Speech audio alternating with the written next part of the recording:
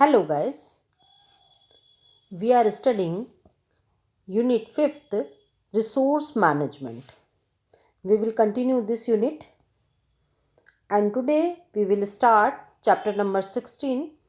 This is last chapter of this unit, Consumer Education and Protection, उपभोक्ता शिक्षा एवं संरक्षण। आज हम इस चैप्टर को पढ़ेंगे बच्चे। ये हमारा 5th यूनिट का लास्ट चैप्टर है, चैप्टर नंबर 16। इसमें हम कंज्यूमर एजुकेशन उपभोक्ता शिक्षा के बारे में और संरक्षण उसके प्रोटेक्शन के बारे में पढ़ेंगे। तो सबसे पहले कंज्यूमर देखते हैं। हु इज़ कंज्यूमर, कौन है कंज्यूमर, उसका इंट्रोडक्शन देखते हैं।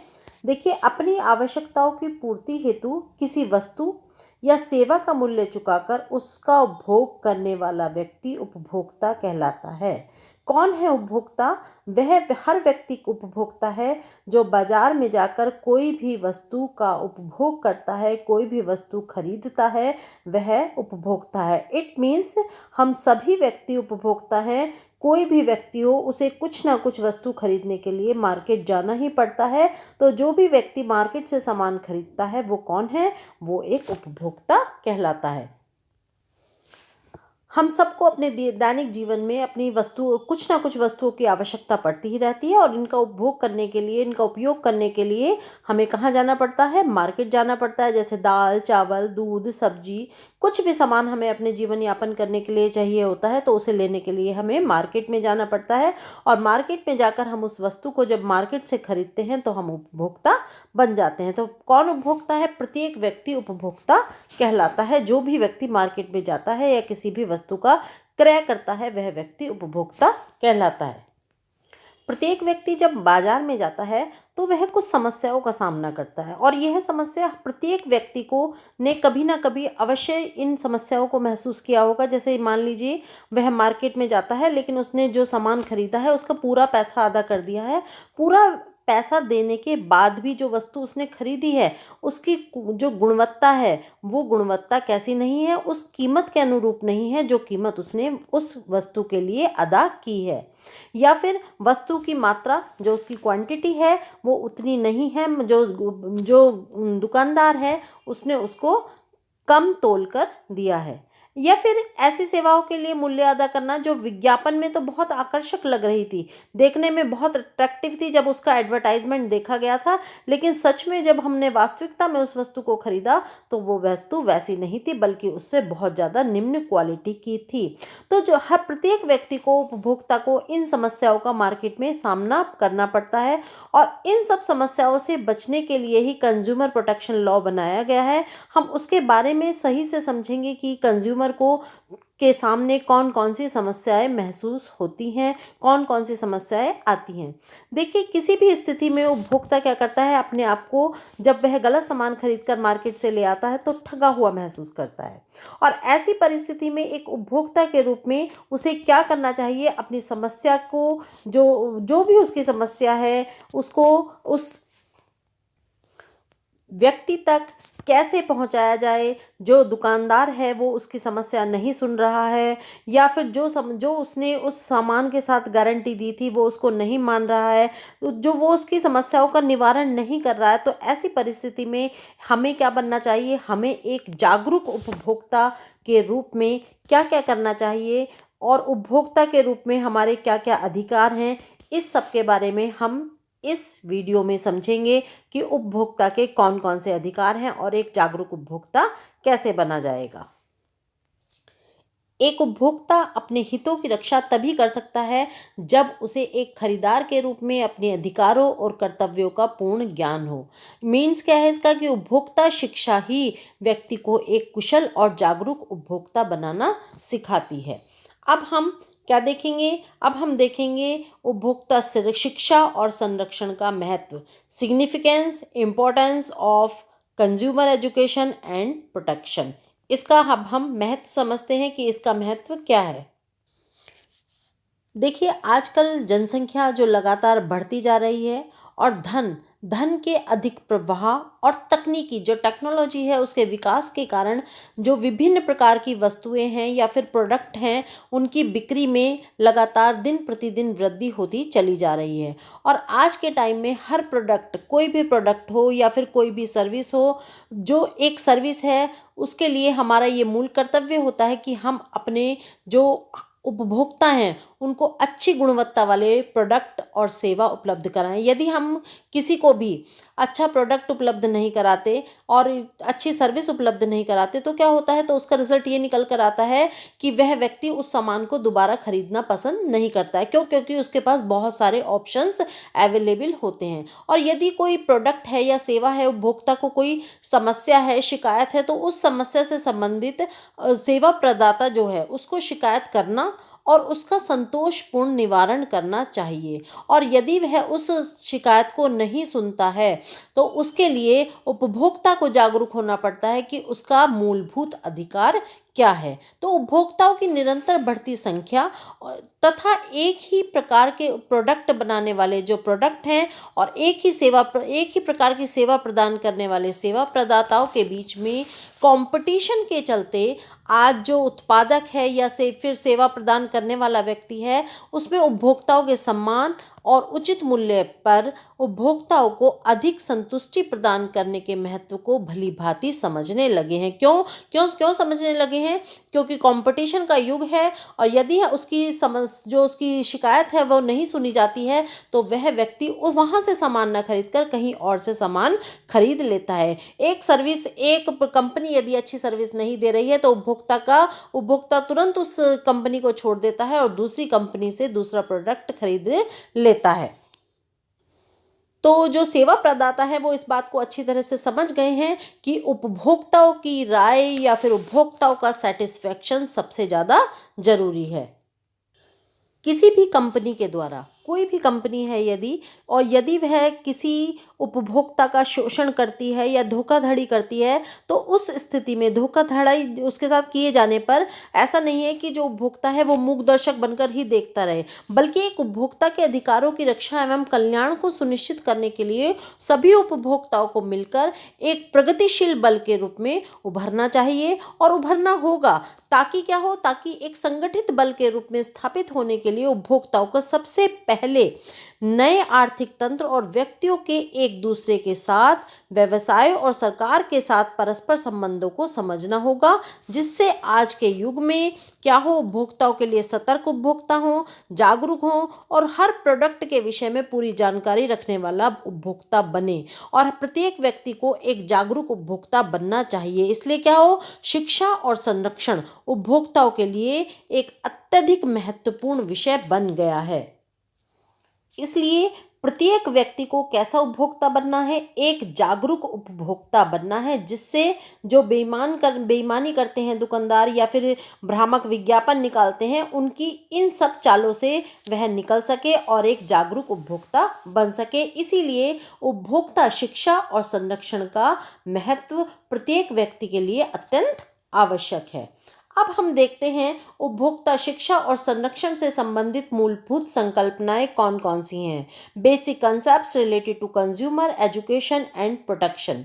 देखिए, इसमें सबसे जो इम्पोर्टेंट जो पॉइंट्स हैं वो हमने लिए हैं। सबसे पहले आता है उपभोक्ता उत्पाद को समझेंगे, उपभोक्ता व्यवहार को समझेंगे हम, उपभोक्ता फोरम, उपभोक्ता आगमन संख्या और उपभोक्ता की अपेक्षाएं, एक्सपेक्टेशंस, इसके विषय में हम समझेंगे। तो सबसे पहले हम लेते उपभोक्ता शब्द को। उपभोक्ता कौन है? प्रत्येक वह व्यक्ति जो अपनी आवश्यकताओं की पूर्ति के लिए विभिन्न प्रकार की वस्तुओं का या सेवाओं का क्रय करता है या उपभोग करता है, वह प्रत्येक व्यक्ति उपभोक्ता कहलाता है। एक उपभोक्ता ही किसी भी समाज के आर्थिक तंत्र का प्रथम और सबसे महत्वपूर्ण घटक होता है। हर मनुष्य अपने जीवन स्तर को सुधारने के लिए या अपने जीवन स्तर के उद्देश्य से ऐसे प्रोडक्ट खरीदता है या फिर ऐसी सर्विसेज खरीदता है जो सुविधा और संतुष्टि प्रदान करती है। कई बार उपभोक्ता अधिक क्रय क्षमता वाले होने के चलते ऐसे उत्पादों और सेवाओं का उपभोग करते हैं जिनके कारण उन्हें समाज में प्रतिष्ठा मिले और सम्मान की दृष्टि से उन्हें देखा जाए। तो अब हम अब हम देखते हैं उपभोक्ता उत्पाद। यस, कंज्यूमर प्रोडक्ट क्या होता है। देखिए, ये इसका बेसिक कॉन्सेप्ट में फर्स्ट पॉइंट आता है उपभोक्ता उत्पाद या फिर कंज्यूमर प्रोडक्ट। ये क्या है? देखिए, कोई भी ऐसी वस्तु जिसे उपभोक्ता के व्यक्तिगत या फिर परिवार के लिए, अपने पर्सनल यूज़ के लिए या फिर परिवार के लिए, अपने घर में या अथवा किसी भी संस्थान में, जैसे मान लीजिए विद्यालय हो गया, हॉस्पिटल हो गया या फिर कॉलेज हो गया या ऑफिस हो गया, इन सब जगह में से या फिर कोई भी व्यावसायिक उद्देश्य से निर्मित किया जाता है या फिर बिक्री बिक्री करने के लिए वितरित किया जाए तो वह उपभोक्ता उत्पाद कहलाता है। अब हम देखते हैं उपभोक्ता व्यवहार। उपभोक्ता व्यवहार क्या है? किसी खरीदार द्वारा किसी वस्तु या सेवा के खरीदने के संबंध में निर्णय लेने की प्रक्रिया क्या कहलाती है? वो कहलाती है उपभोक्ता व्यवहार। अब आती है उपभोक्ता फोरम या फिर कंज्यूमर फोरम। ये क्या होता है? ये स्थान क्या है या संगठन क्या है जहां उपभोक्ता जो अपने उत्पाद हैं, सेवा हैं या फिर उनके लाभ हैं या हानि है, इनके विषय में चर्चा कर सकते हैं। वो क्या कहलाती है? वो उपभोक्ता फोरम कहलाती है। आजकल बहुत सारे उपभोक्ता फोरम या संगठन हैं जो उपभोक्ताओं के हितों की रक्षा करने के लिए कार्य करते हैं और उपभोक्ता उत्पाद द्वारा होने वाली समस्याओं को संबंधित विभागों तक प्रस्तुत करने में उपभोक्ताओं की सहायता भी करते हैं। अब आती है उपभोक्ता आगमन संख्या। उपभोक्ता आगमन संख्या क्या होती है? कंज्यूमर फुटफॉल्स क्या होते हैं? किसी विशेष स्थान पर, जैसे कोई दुकान हो गई, स्टोर हो गया या फिर कोई मॉल हो गया, यहाँ पर एक दिन में आने वाले जो उपभोक्ता अथवा ग्राहक की कुल संख्या को उपभोक्ता आगमन संख्या कहते हैं कि कितने लोग उनकी दुकान में डेली आए। किसी भी वस्तु या सेवा के चलते उपभोग के अनुरूप उपभोक्ताओं के आगमन की संख्या में वृद्धि होती रहती है। अब आती हैं उपभोक्ताओं की अपेक्षाएं या फिर कंज्यूमर एक्सपेक्टेशंस। कंज्यूमर एक्सपेक्टेशंस क्या होती हैं? कंज्यूमर एक्सपेक्टेशंस मीन्स उनकी क्या क्या अपेक्षाएं होती हैं किसी कंज्यूमर की। जो उपभोक्ता है उसकी बहुत सारी एक्सपेक्टेशंस होती हैं। देखते हैं कौन कौन सी एक्सपेक्टेशंस होती हैं। कंज्यूमर की एक्सपेक्टेशंस होती है सबसे पहली उचित कीमत। उसको बाजार में क्या मिले? उचित कीमत मिले। कई बार ऐसा होता है कि कोई भी उपभोक्ता हो या फिर उपभोग सेवा प्रदाता हो, ये क्या करते हैं, ये इन्हें इसलिए भी कुछ समस्याओं का सामना पड़ता है क्योंकि जो उत्पाद है, निर्माता है या फिर सेवा प्रदाता है, ये उपभोक्ताओं को जो उपभोक्ता की उत्पाद हैं, खरीदे गए उत्पाद हैं या फिर सेवा हैं, इनकी जो अपेक्षाएं होती हैं, इन अपेक्षाओं को पूरा नहीं कर पाते हैं। और जब इनकी अपेक्षाएं पूरी नहीं होंगी तो क्या होगा? तो उपभोक्ता परेशान हो जाता है। उपभोक्ता की अपेक्षाएं क्या हैं? उपभोक्ता की अपेक्षा होती है कि जिस दुकानदार से वो सामान खरीद रहा है, वो सामान उसको कैसा मिले, वो बिल्कुल सही उत्पाद मिले, जैसी क्वालिटी वो चाहता है वैसी क्वालिटी मिले। लेकिन ऐसा नहीं होता है। जो सेवा प्रदाता है वो क्या करता है? वो अधिक लाभ कमाने के चक्कर में क्या करता है? ग्राहकों के साथ धोखेबाजी करता है और धोखेबाजी करने में वो उनको नकली प्रोडक्ट देता है, अब कम क्वालिटी वाला सामान देता है और फिर ऐसी समस्याएं अक्सर उपभोक्ता के सामने आती हैं और इन सब समस्याओं से उपभोक्ता बहुत परेशान हो जाता है और उसकी एक्सपेक्टेशंस और भी ज़्यादा बढ़ जाती हैं। अब हम देखते हैं कौन कौन सी एक्सपेक्टेशंस उसकी बढ़ जाती हैं। वो हमेशा जब भी मार्केट में जाता है तो उसकी एक्सपेक्टेशन होती है कि उसको उचित कीमत का सामान मिले। जो कीमत मार्केट में अवेलेबल है वो ही कीमत उसके द्वारा दी जाए। ऐसा ना हो कि उसको अधिक कीमत का सामान ग्राहक को दुकानदार के द्वारा दे दिया जाए। सही वजन और माप मिले। जितना वजन उसका है ऐसा ही हो। मान लीजिए ऐसा ना हो कि वो 2 किलो सामान लेने गया है और उसको वो 2 किलो ना मिले और उसमें उसको 1.25 किलो दे दिया जाए या फिर 100 ग्राम कम दे दिया जाए। तो ये उसकी अपेक्षा रहती है कि हमेशा उसको सही सामान मिले। यदि और ऐसा हो जाता है कि उसको सही वजन नहीं मिलता तो फिर वह उस दुकानदार से अगली बार सामान लेने में झिझक महसूस करता है। फिर आता है बिक्री और प्रोत्साहन में नैतिकता। उसके साथ हमेशा क्या हो, जो भी सामान उसको दिया जा रहा है उसको मोटिवेट करके दिया जाए कि आपको सही सामान दिया जा रहा है। गुणवत्तापूर्ण उत्पाद, हमेशा क्वालिटी प्रोडक्ट उसको दिया जाए। ऐसा ना हो कि कोई नकली सामान उसको दे दिया गया। प्रामाणिक वस्तुएं या सेवाएं, जो भी वस्तु या सेवाएं दी जा रही हैं वो कैसी हो, वो पूरी तरह से प्रामाणिक हो। उपयुक्त समुचित जानकारी, और उस प्रोडक्ट के विषय में, जो प्रोडक्ट वो खरीद रहा है, उस प्रोडक्ट के विषय में उसे उपयुक्त समुचित जानकारी भी मिलनी चाहिए। ऐसा उपभोक्ता की अपेक्षा होती है। यदि ये सारी अपेक्षाएं, जितनी भी अपेक्षा वो दुकानदार से करता है, और यदि ये सारी अपेक्षाएं उसकी पूरी होती हैं, तो क्या होता है, वो नेक्स्ट टाइम भी उसी दुकानदार से सामान खरीदता है। लेकिन यदि एक भी अपेक्षा में वो दुकानदार खरा नहीं उतरता है, तो वह वहाँ से सामान खरीदना पसंद नहीं करता है, क्योंकि फिर उसको क्या लगने लगता है कि वो सामान जो उस दुकानदार से खरीद के लाया है, वह सामान या तो वह सामान कैसा है, या तो वह सामान मिलावटी है, या फिर उसके साथ कहीं ना कहीं कुछ ना कुछ धोखाधड़ी या फिर ठगी की गई है। इसीलिए उपभोक्ताओं की अपेक्षाएं हैं वो सारी खरी होनी चाहिए, वो सारी अपेक्षाएं पूरी होनी चाहिए। इसके बाद हम देखते हैं उपभोक्ताओं की समस्याएं। जब एक उपभोक्ता बाजार में जाता है तो उसको बहुत सारी समस्याओं का सामना करना पड़ता है। अब कौन कौन सी समस्याएं हैं? बहुत सारी समस्याएं होती हैं। उपभोक्ता को जब वो मार्केट में जाता है तो एक ही प्रोडक्ट उसको 4 दुकान पर देखने के लिए मिलता है। सबसे पहले तो उसको समझ ही नहीं आता है कि वो ये प्रोडक्ट कहाँ से खरीदे, जो पूरी तरह से विश्वसनीय दुकान हो, जो उसको सही सामान दे। क्योंकि वो किस चीज़ से बचना चाहता है? वो धोखाधड़ी से बचना चाहता है और ठगी से बचना चाहता है। वो कंफ्यूज रहता है हमेशा मार्केट में जाकर, उसको समझ नहीं आता है कि वो किस दुकान से सामान खरीदे। क्यों नहीं समझ आता उसको? क्योंकि कुछ दुकानदारों के द्वारा उसके साथ पहले से कुछ ना कुछ धोखाधड़ी या फिर ठगी की जा चुकी है, या फिर मिलावटी सामान उसको दिया जा चुका है, जिससे वो कैसा हो गया है, वो अलर्ट हो गया है। अब वो इन समस्याओं से निकलना चाहता है और एक ही बार में सही सामान खरीदना चाहता है। तो अब हम देखते हैं कि जब एक कंज्यूमर मार्केट में जाता है तो उसे किन किन समस्याओं का सामना करना पड़ता है। सबसे पहले उसकी समस्या आती है कम स्तर की खराब गुणवत्ता वाली वस्तुएं। कैसी वस्तुएं? हमेशा उसको कैसी वस्तुएं मिलती हैं? उसको पुअर क्वालिटी, जो क्वालिटी वो चाह रहा है, जितना पैसा वो बाजार में उस क्वालिटी के लिए दे रहा है, उसको उतनी क्वालिटी अच्छी नहीं मिल रही है। बल्कि यदि उसने 100 रुपये दिए हैं तो उसके साथ क्या हो रहा है, 100 रुपये का सामान उसको वापस नहीं किया जा रहा है, बल्कि उसके साथ ठगी की जा रही है। ऐसा दुकानदार क्यों करते हैं? ऐसा दुकानदार करते हैं अधिक मुनाफा कमाने के चक्कर में।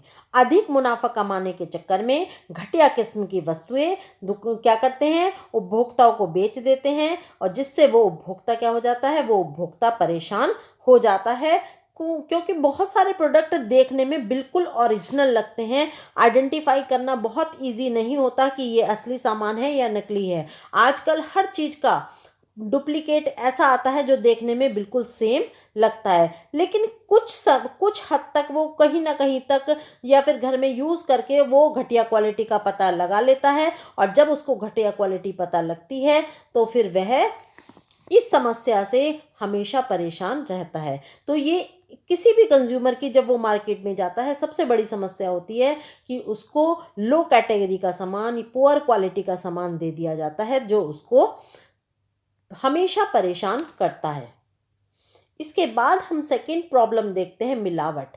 Yes, adulteration. अडल्ट्रेशन से आप सब पूरी तरह से नोन है। अडल्ट्रेशन शब्द ऐसा शब्द है जो हर कोई जानता है। देखिए, अब ये जो अडल्ट्रेशन होती है, ये क्या होती है? ऐसा नहीं है कि यदि हम किसी चीज़ में, किसी भी प्रोडक्ट में कोई मिलता जुलता तत्व डाल देते हैं तो ही अडल्ट्रेशन की जाती है, बल्कि ऐसा नहीं है। यदि किसी भी उत्पाद में कोई मिलता जुलता तत्व डाल दिया जाए या फिर उसमें से कोई मिलता जुलता तत्व निकाल लिया जाए, तो वो उसकी गुणवत्ता को कम कर देता है, और उसको हम क्या कहते हैं, उसको मिलावट कहते हैं। और मिलावट की समस्या एक विकराल रूप धारण करती जा रही है, और हम सबको इस समस्या से कभी ना कभी जूझना पड़ता है। मिलावट जानबूझकर की जाती है। क्यों की जाती है? अधिक मुनाफा कमाने के लिए दुकानदार द्वारा मिलावट कर दी जाती है। जैसे जो काली मिर्च है, छोटा सा एग्जाम्पल है, काली मिर्च में किस चीज़ की मिलावट की जाती है? पपीते के बीज को सुखा लिया जाता है और वो काली मिर्च में कर दी जाती है, हमें पता भी नहीं लगता। सेम वैसी ही मिलावट की जाती है जिसको कोई इजीली आइडेंटिफाई नहीं कर पाता है। और ऐसा कभी कभी ये अचानक में भी हो सकती है, लेकिन अधिकतर ये मुनाफा कमाने के उद्देश्य से की जाती हैं।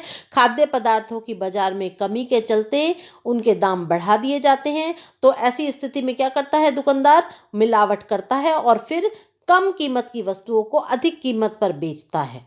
उसको इतनी चिंता नहीं होती कि ये जो मिलावटी सामान बेचा जा रहा है ये किसी के स्वास्थ्य के लिए हानिकारक या जानलेवा भी हो सकता है। अब थर्ड हम समस्या देखते हैं उपभोक्ता की, वो आती है अधिक कीमतें, वेरिएबल प्राइसेस। ये बहुत ज़्यादा प्रॉब्लम है। जब हम बाज़ार में जाते हैं, हर दुकानदार के पास हमें क्या मिलता है? किसी भी प्रोडक्ट के लिए अलग अलग रेट मिलते हैं। क्यों होता है? क्योंकि यदि हम दुकान में गए हैं, एक दुकानदार ने क्या लगा रखा है? एयर कंडीशनर लगा रखा है, दूसरे ने एयर कंडीशनर नहीं लगा रखा है। हम तो प्रोडक्ट खरीद रहे हैं, लेकिन हमें सेम प्रोडक्ट एयर कंडीशनर वाली दुकान से खरीदने से ज़्यादा महंगा मिलता है, क्योंकि वो एयर कंडीशनर का खर्चा भी हमारे प्रोडक्ट से ही उसको निकालना है। ठीक है, तो अधिक कीमतें भी दुकानदार जो ग्राहक है उसको सबसे ज़्यादा परेशान करती हैं। उसको ये समझ नहीं आता कि किस दुकान से उसको कौन सा सामान बिल्कुल सही रेट पर मिलेगा। कितनी बार कुछ दुकानदार अपने सामान का एडवर्टाइजमेंट जो करते हैं, उस एडवर्टाइजमेंट का जो खर्चा होता है वो भी प्रोडक्ट में ही जोड़ देते हैं और वो भी उपभोक्ता से ही वसूल लिया जाता है। दुकानदार जो होते हैं, अधिक लाभ कमाने की लालसा होती है उनमें। और कई बार जो मॉल्स की दुकानें होती हैं उनमें भी जो सामान है उनकी कीमतें कैसी होती हैं? स्थिर नहीं होती हैं, अस्थिर कीमतें होती हैं। क्यों? क्योंकि सभी को ये नहीं होता कि एक सा प्राइस रखना है, सब डिफरेंट डिफरेंट प्राइजेस रखते हैं। और जिसका जितना चाह सकते हैं, जितना अधिक से अधिक मुनाफा कमा सकते हैं, वो उतना अधिक से अधिक मुनाफा कमाते हैं। नेक्स्ट आती है उपभोक्ता की समस्या, जानकारी का अभाव। Lack of consumer information. Consumer को किसी भी चीज की जानकारी या फिर इंफॉर्मेशन का अभाव का होना। उपभोक्ता को अपने अधिकारों और दायित्वों की जानकारी नहीं होती है और वो विभिन्न जो वैधानिक प्रावधान है उनके बारे में नहीं जानते हैं। उनकी सुरक्षा के लिए बनाए गए हैं वो उनको नहीं पता होता है। और उपभोक्ताओं में एकता का अभाव नहीं होता है, और एकता का अभाव ना होने के कारण ही वो सामूहिक रूप से कलेक्ट नहीं हो पाते और अपनी आवाज़ नहीं उठा पाते हैं। इसीलिए भी क्या होती है, ये समस्या उपभोक्ताओं को सबसे ज़्यादा प्रभावित करती है। नेक्स्ट आता है फिर इसके बाद, निर्माता या फिर विक्रेता द्वारा अपूर्ण या त्रुटिपूर्ण जानकारी देना। जो भी निर्माता है उसके द्वारा कैसी जानकारी दी जाने? ऐसी जानकारी दी जाना जो सही नहीं है। जिसने प्रोडक्ट को बनाया है वो प्रोडक्ट की जानकारी गलत दे देता है। कैसे गलत दे देता है? धोखा देने वाले लेबल। सबसे पहले किसी भी प्रोडक्ट पर ऐसे लेबल लगा दिए जाते हैं जो धोखा देने वाले होते हैं, जिन पर उस प्रोडक्ट से रिलेटेड पूरी जानकारी नहीं होती है, और वह लेबल केवल और केवल जो उपभोक्ता है उसको भ्रमित कर देते हैं।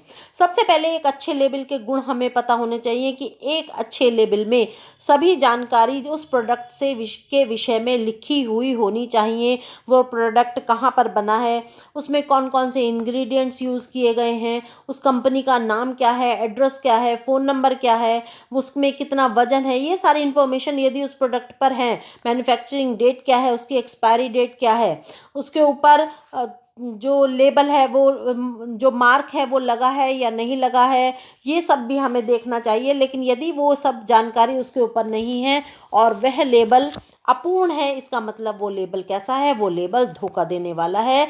उस लेबल जो उसमें प्रोडक्ट है वो प्रोडक्ट उच्च क्वालिटी का नहीं है, वह प्रोडक्ट निम्न क्वालिटी का है। फिर दूसरा आता है भ्रामक विज्ञापन। इस तरह के विज्ञापन दिए जाने जो केवल और केवल एक उपभोक्ता को कंफ्यूज करते हैं। जैसे आपने टीवी में देखा होगा, एक क्रीम आती है फेयर एंड लवली, लगाओ और तुरंत गोरे हो जाओ। तो इसको जब वो बार बार टीवी पर दिखाई जाती है तो हर किसी का मन करेगा कि एक बार यूज़ करके देखते हैं कि शायद थोड़ा सा गोरे हो ही जाएंगे। ठीक है। तो लेकिन ऐसा नहीं होता है, वो केवल और केवल क्यों दिखाया जा रहा है, जिससे आप उस भ्रामक विज्ञापन के चक्कर में आ जाओ और उसको एक बार यूज कर लो। ठीक है। तो ये क्या है, भ्रामक विज्ञापन है। विज्ञापन से केवल ग्राहकों को आकर्षित किया जाता है सामान को जल्दी बेचने के लिए और अधिक मात्रा में बेचने के लिए। जैसे 2 मिनट में मैगी तैयार, क्या देखा है 2 मिनट में मैगी बन जाती है? नहीं बनती बच्चों, 2 मिनट में मैगी नहीं बनती है। ठीक है। तो ये केवल भ्रामक विज्ञापन कंज्यूमर को परेशान करने के लिए दिए जाते हैं। क्यों दिए जाते हैं? जिससे वो कंज्यूमर उस प्रोडक्ट को जल्दी से खरीद ले। नेक्स्ट आता है ब्रोशर की कमी। जब कोई प्रोडक्ट किसी ग्राहक के द्वारा कोई भी ग्राहक के द्वारा खरीदा जाता है तो उसका ब्रोशर अवेलेबल नहीं कराया जाता, कह दिया जाता है कि ब्रोशर अवेलेबल नहीं है। और जब ब्रोशर अवेलेबल नहीं होता तो फिर क्या होता है, उस प्रोडक्ट से रिलेटेड सभी जानकारी नहीं मिलती है।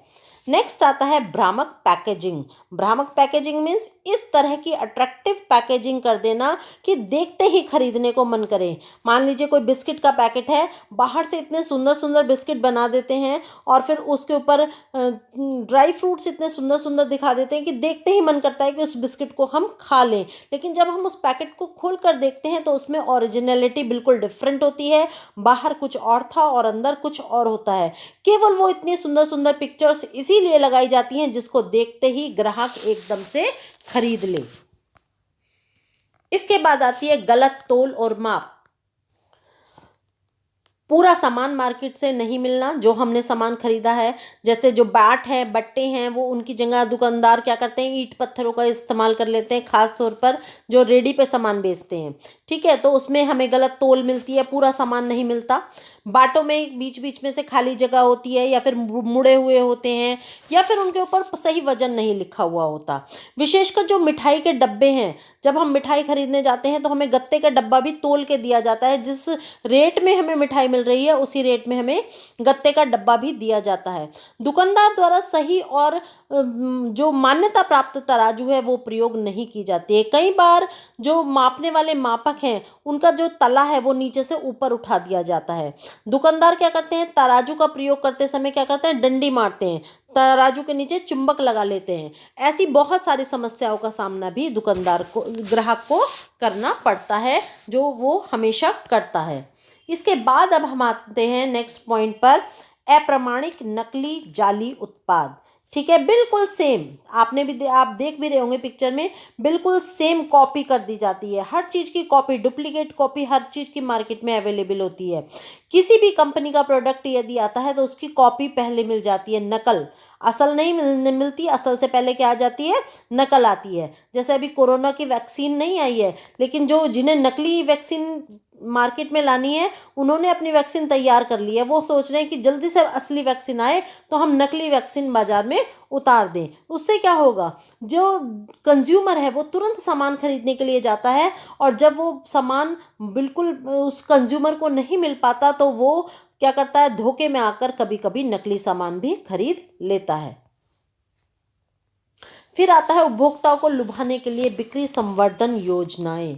बहुत सारी बिक्री संवर्धन योजनाएं चलाई जाती हैं। यस, आपने बाजार में देखा भी होगा, 2+1 sale, promotion, big sale, Big Bazaar, big sale, 50% off, 50+50 off, इस तरह के एडवर्टाइजमेंट्स दिए जाते हैं केवल और केवल किस लिए, जिससे उपभोक्ताओं को लुभा लिया जाए और उपभोक्ता तुरंत सामान को खरीद ले। कई बार हमें सामान खरीदना भी नहीं होता, लेकिन जब ऊपर लिखा होता ना मुफ्त उपहार सेल, 50% ऑफ, तो हम क्या करते हैं, 50% के चक्कर में सोचते हैं चलो खरीद कर देख लेते हैं। उपभोक्ता हमेशा सोचता है कि उसको प्रॉफिट हो रहा है, बेनिफिट हो रहा है, दुकानदार उसको फायदा दे रहा है तो तुरंत खरीद लें। जबकि क्या होता है, दुकानदार पागल नहीं होता कि वो आपको सेल में दे रहा है सामान। वो क्या कर रहा है, वो केवल और केवल आकर्षक तरीके से आपको लुभाने की कोशिश कर रहा है और जो उपभोक्ता है बहुत जल्दी लुभाने में आ जाता है और वह उसकी इन जो चाल वो चलता है उनमें फंस जाता है। तो ये सारी हमने समस्याएं पढ़ ली उपभोक्ताओं की।